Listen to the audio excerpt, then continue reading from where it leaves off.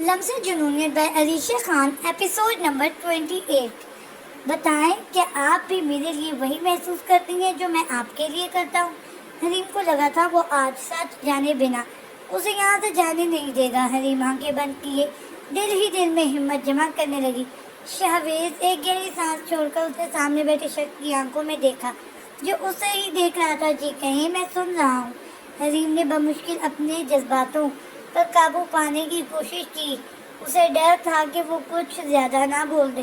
शाहवेज देखो, मैं ये तो नहीं जानती कि मुझे तुमसे मोहब्बत है, मगर हाँ ये सच है, मुझे जेलस होती है तुम्हें किसी और के साथ देखकर। आखिरकार दिल की बात जुबान पर आ ही गई थी। बेसाख्ता शाहवेज के चेहरे पर मुस्कुराहट बिखरने लगी थी, जिसे देखकर वो नजरें झुका गई थी। इसी को मोहब्बत कहते हैं हरीम जी। आज वो खुलकर उससे हर बात कर रहा था। वो चाहता था जल्द से जल्द उनके बीच तमाम बातें क्लियर हो जाएं। वो अब मजीद ताखीर नहीं चाहता था। हरीम ने एक नज़र उसे देखा था जो अब तक मुस्कुरा रहा था। तभी उसका मोबाइल बजने लगा, जिस पर इफ्तिखार साहब का नंबर था। वो जिसके लबों पर कुछ लम्हे पहले मुस्कुराहट बिखरी हुई थी, अब उसके चेहरे का रंग पूरा उल्टा हुआ दिख रहा था। एक नज़र सामने बैठी हरीम पर डालकर उसने कॉल रिसीव की। बरखुदार घर का रास्ता भूल गए हो या याददाश्त चली गई है? उनकी भारी आवाज़ पर शाहवेज ने सामने रखा पानी का गिलास उठाकर दूध बढ़ा। वो बाबा जान, ट्रैफिक बहुत है, आता हूँ बस। उसने रुमाल निकालकर पेशानी पर आई, पसीने की बूंदें साफ की। अच्छा, ट्रैफिक बहुत है, जब भी गाड़ियों का हॉर्न काफी तेज सुनाई दे रहा है, उन्होंने तंजी अंदाज में कहा, जिस पर शाहवेज को लगा उसका झूठ पकड़ा गया हो। वो बाबा जान, मैं ट्रैफिक देखकर यू टर्न लेने ही लगा था, जब मुझे याद आया कि आपकी दवाइयाँ भी तो लेनी है, तो बस वही जा रहा हूँ। शाहवेज ने बात संभाली। हाँ हाँ बेटा, पता है मुझे कितनी दवाइयाँ ली जा रही हैं। हनीम बेटी को याद से लेकर आ जाना। खुदा हाफिज। वो जल्दी से फोन बंद करता हुआ सुख का सांस लेने लगा, जबकि हनीम उसे ही देख रही थी। आई थिंक काफ़ी लेट हो रहा है, तो हमें जल्द से जल्द अपनी आइसक्रीम ख़त्म कर लेनी चाहिए। उसने कतराते हुए अपनी बात मुकम्मल की। हाँ ठीक कहा तुमने। दोनों अपनी आइसक्रीम ख़त्म करने लगे ताकि जल्द से जल्द घर जा सके। Scene change. आइजल प्लीज़ रोना बंद करो, हम मिलकर सोचते हैं ना इसका हल। वो लोग लाउंज में मौजूद थे। आइजल इतने दिनों का बोझ आज हल्का कर रही थी। जुरेज का वो उसके आंसू आंसू तकलीफ दे रहे थे। जुरेज, तुम डैड को नहीं जानती, उन्होंने वही करना है जो वो चाहते हैं। आयशा ने अपनी सुर्ख नाक को मजीद झगड़ते हुए कहा, अभी वो मुझे नहीं जानते, उन्हें जो करना है करें, मुझे जो करना होगा मैं वही करूँगा। उसके बालों में उंगलियां फेरते हुए उसे अपने सीने से लगा गया था। तब आयशा का मोबाइल बजने लगा। रेज डैड की कॉल। मोबाइल स्क्रीन पर डैड लिखा था। वह चमक रहा था। कॉल पिक करो और फोन स्पीकर। जुरेज ने धीमे लहजे में कहा। आयशा ने कॉल पिक करके मोबाइल स्पीकर किया। और आयशा, कहाँ हो तुम?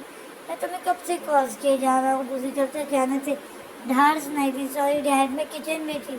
उसने संजीदगी से कहा, खैर इतना शाम तक पाकिस्तान पहुँच जाएगा, हो सकता है वो आज रात का डिनर तुम्हारे साथ करे। मैं तुमसे गुजारिश मेरी तुमसे गुजारिश है बेटा, ठीक से पेश आना। उसकी कोई भी बात तुम्हें अगर नापसंद हो तो जब्त कर लेना। काजिम साहब उसे समझाने लगे, जबकि किसी गैर शख्स का नाम सुनकर जुरेज के चेहरे पर सख्त तासुरात नुमाया होने लगे। डैड, आप पाकिस्तान कब आ रहे हैं? आयशा ने तमाम बातों को नज़रअंदाज करते हुए सवाल किया। अभी मुझे थोड़ा वक्त दरकार है, बिजनेस में थोड़ा मसला चल रहा है, मगर तुम फिक्र ना करो, मैं काम ख़त्म करते ही पाकिस्तान की टिकट करवा लूँगा। काजिम साहब की बात पर वो गहरी सांस लेने लगी। डैड, तो जब आप आएंगे हम तभी उस बारे में बात कर लेंगे ना, मुझे किसी अनजान शख्स से नहीं मिलना। आयशा ने परेशान कुन अंदाज में कहा, जबकि जुरेज की नज़र आयशा के तासुरात को नोट कर रही थी। आयशा, क्या हो गया? मैंने तुम्हें कल भी समझाया था और तुमने उससे मिलने पर हामी भर ली थी ना, फिर बार बार मुझे तुम्हें कुछ भी समझाने की ज़रूरत क्यों पेश आ रही है? और ये तुम भला लड़कों से कब से हिचकिचाने लगी? एक वक्त था जब तुम सब लड़कों पर अकेली भारी थी। यहाँ तो फिर सिर्फ मिलना है, कोई जंग थोड़ी करनी है ना। काजिम साहब ने उसे मजीद समझाया, जबकि जुरेज काजिम साहब की एक एक बात नोट करके आयशा को सख्ती से घूरने लगा। ओह डैड, आप समझते क्यों नहीं हैं? मैं क्या चाहती हूँ, आपको इस बात से कोई फर्क नहीं पड़ता। आइजल सख्त परेशान थी। दूसरी तरफ वो जुरेज के चेहरे पर आए सख्त तासुरात को लेकर खौफजदा भी थी। आइजल बस कर दो, तुम्हें इससे हर हाल में मिलना है। आगे जो होगा देखा जाएगा। मैं जब पाकिस्तान आऊँगा तब बैठ कर तुम्हारे सारे मसले हल कर दूंगा। एक और बात, मैं जब पाकिस्तान आऊँगा तो तुम्हें बहुत कुछ बताना है, कुछ ऐसा जिससे तुम खुद ही इस डिज़ाइन को अपना लोगे। खुदा हाफिज। वो अपनी बात मुकम्मल करके बिना उसकी कुछ सुने फ़ोन बंद कर गए, जबकि वो सर झुकाए बैठी जुरेज के बोलने का इंतजार कर रही थी। क्या तुमने इस गैर शख्स से मिलने के लिए हामी भरी थी? जुरेज ने सख्त मगर धीमे लहजे में सवाल किया, जिस पर वो नजर उठाए उसे देखने लगी। जुरेज, वो मैं पूछ रहा हूँ, क्या तुमने हामी भरी थी? हाँ या ना, जवाब दो मुझे। इस बार उसका लहजा वाकई बहुत सख्त था। आइजल को डर सा लग रहा था कि कहीं वो फिर से ना रूठ जाए। रेस प्लीज, तुम गलत मत समझो, मैं उससे नहीं मिलने वाली। मैंने बस बात को टालने के लिए ऐसा कहा था। और फिर तुम भी तो गायब थे ना। मुझे कुछ समझ नहीं आया, जो समझ आया कह दिया। आइजल ने बात की वजाहत दी, जिस पर वो गहरी सांस लेने लगा। तुम आज उससे मिलोगी? जुरेज के सवाल पर वो उसे देखने लगी। मिलना पड़ेगा, ठीक है, तो तुम उसे खुद डायरेक्ट के बाद बता दोगी कि तुम किसी और को पसंद करती हो। वो शादी के लिए खुद मना कर देगा। जुरेज ने हुक्म देने वाले अंदाज में कहा, जिस पर वो हैरान रह गई। जुरेज में ऐसा कैसे?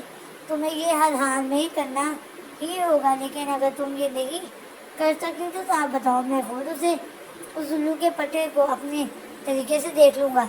जुरेज को आज उसने काफ़ी गुस्से में देखा था। वो जल्दी से इस बात में सर हिला है, उसकी बात मान गई तो वो उसके चेहरे के सख्त तासुरात को कमज़ोर होने लगे। रेज, तुम मैक्रोनीस खाओगे? मैंने बनाई है, बहुत मज़े की है। आइजल की बात को वहीं ख़त्म करने के लिए एक नई बात शुरू की। खैर, भूख तो मुझे भी बहुत लग रही है। मैंने सोचा था शाम हम साथ बाहर डिनर करेंगे, लेकिन अब जब तुमने मैक्रोनी बना ही दी है तो मैं खा लूँगा। वो अपने मखसूस अंदाज में हाथ हिलाते हुए उसे कहने लगा, जिस पर वो मुस्कुराते हुए किचन में चली गई। उसने जल्दी से डाइनिंग टेबल पर सजाया। जुरेज कुर्सी पर आ बैठा। खाकर बताओ कैसा है? वो उसके मुखालिफ कुर्सी पर आ बैठकर कहने लगी, जिस पर वो उसे फिर सामने रखी मैक्रोनी को देखने लगा। उसने पहले प्लेट में थोड़ी मैक्रोनी और केचप निकाला और पहली बाइट की लेने लगा। ओह फाइजल, ये क्या है? जुरेज के चेहरे के तासुरात से तो ऐसा ही मालूम हो रहा था जैसे आइजल ने कोई गड़बड़ की हो। आइजल सवालिया नजरों से उसे देखने लगी। रेस, क्या हुआ? क्या अच्छा नहीं बना? आइजल के सवाल पर वो उसे घूरने लगा। अच्छा नहीं बना? तुम ये पूछो कि बुरा नहीं बना? इस खाने से तो अच्छा था कि मैं आज ही कंपनी वाली असिस्टेंट के साथ डिनर कर लेता। हालांकि उसने ऑफर भी की थी। आइजल जो इस वक्त उसके हाथ से कांटा लिए मैक्रोनी टेस्ट करने लगी थी, जिसमें नमक की जगह उसने चीनी ऐड कर दी थी। वो अभी चेहरे के अजीब जाविये ही बना रही थी जब जुरेज की बात पर बेयकीनी से उसे घूरने लगी। क्या कहा तुमने? आइजल ने अजीब से आईब्रो उचकाए पूछा, जिस पर वो थोड़ा थोड़ा कतराने लगा। अब सही तो कहा है, उसने मुझे ऑफर की थी अगर वहाँ चला जाता तो उसके साथ कैंडल लाइट डिनर करता।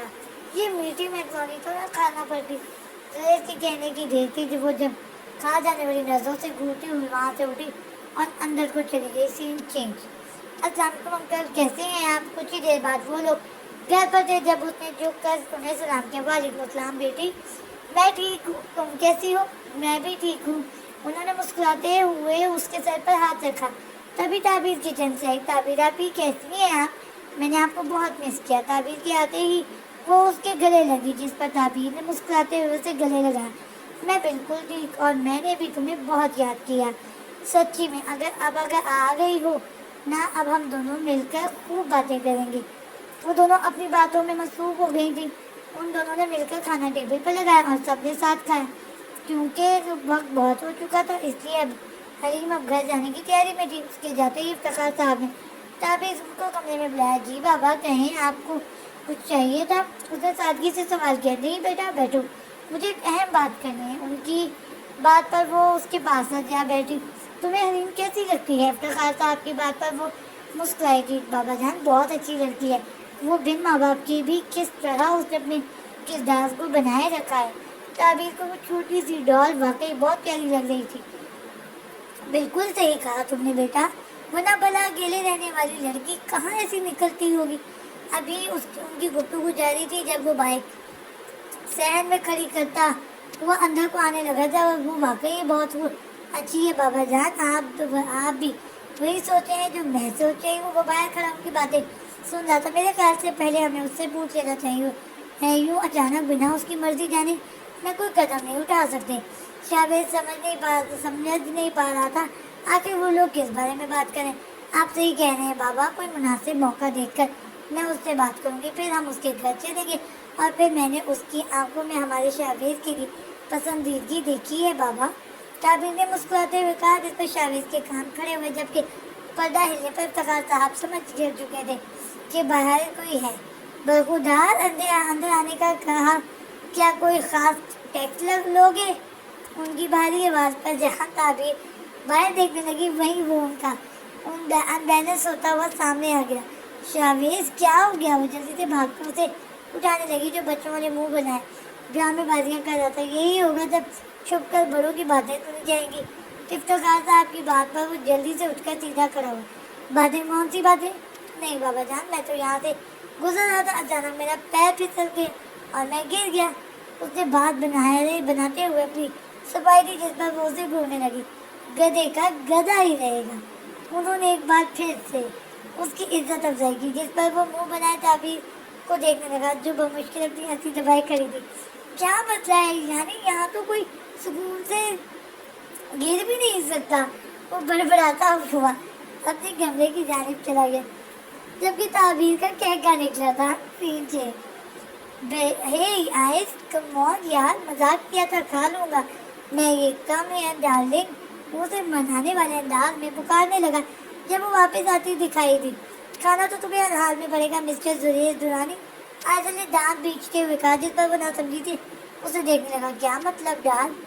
उसने ताज्जुब से पूछा, जब आयशा ने सारी की सारी मैक्रोनी उसकी प्लेट में निकाली और उसे खाने का इशारा करने लगी। वो बेयकीनी से देखने लगा। Are you serious? मैं ये खाऊंगा?